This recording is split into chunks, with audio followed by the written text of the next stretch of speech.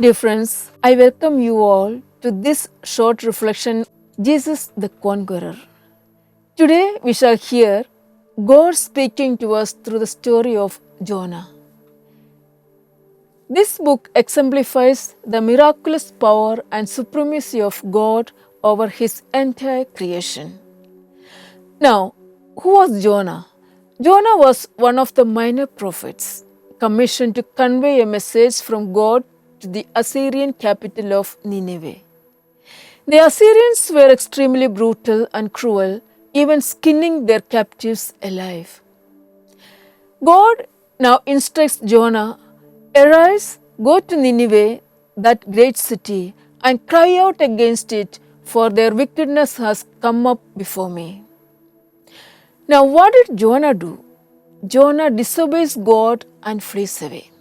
Instead of going to Nineveh, Jonah boarded a ship heading to Tarshish, the modern day Spain. But God had other plans.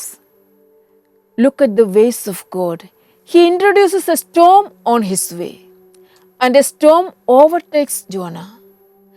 When the storm came up, the sailors took the straw, and Jonah became the culprit. And he admitted, "Yes, God sent me to Nineveh to preach to the Gentiles, but I refused to go. And I am the cause for this storm." So Jonah is dropped into the sea and he is swallowed by a big fish. And Jonah was in the belly of the fish for 3 days and 3 nights. From the belly of the fish, now Jonah cries out to God for deliverance. He realized that unless God intervened, he would certainly die. Therefore, God arranged for Jonah to be vomited onto the dry land closer to Nineveh. And again, God gives the order to Jonah, "Go and preach penance to the city of Nineveh." This time, he goes and preaches. These events are manifestations of the mighty power of the Creator of the entire universe. He causes a severe wind and then miraculously calms it. The sailors cast lots, and by miracle the lot identified Jonah. He prepares a great fish to swallow Jonah. Jonah was alive after 3 days and 3 nights in the belly of the fish. God saw that Jonah was spewed out on a dry land. A miraculously fast-growing plant was prepared by God as a shade for Jonah. A worm was prepared to wither the plant.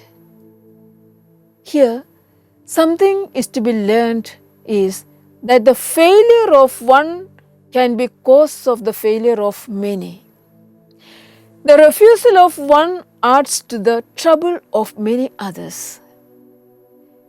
Jonah goes against the very command of God, flees away from God's assignment, causing a turbulence.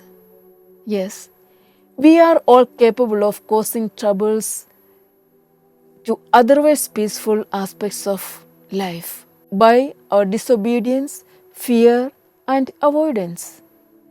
We are also capable of thinking, "Why not this way? Why only that way?" and make a difference. Let us think of the possibilities of a storm that can redirect our destiny to the God's plan. As God's people, friends, let us obey God even when the circumstances are contrary to our expectations and hopes.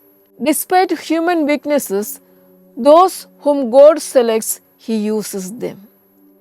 God's mercy and forgiveness meet the imperfections in the chosen ones.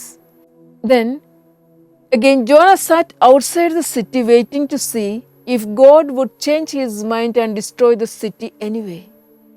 To help teach Jonah a lesson in compassion, God prepared a plant to give him a shade from the heat while he waited.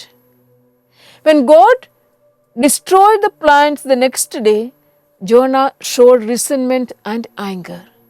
Because on the first day, Jonah enjoyed the coolness and comfort of the shady plant. But God used that anger as a teachable moment. You have had pity on the plant for which you have not labored, nor made it to grow, which came up in a night and perished in a night. And should I not pity Nineveh, the great city in which are more than 120,000 persons who cannot discern between their right hand and their left, and much livestock? Jonah was missing the point. God had compassion for all nations, and not only for Israel. Here, God is not willing that any should perish, but that all should come to repentance. The message to take home is that God's extraordinary capacity to forgive upon the true repentance.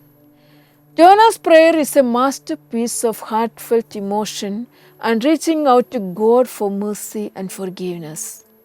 May we have the grace to understand the greatness of God that is seeking after us, that is calling us back. May we have the grace to return in a spirit of repentance, because God's plan of salvation extends to all people on the earth.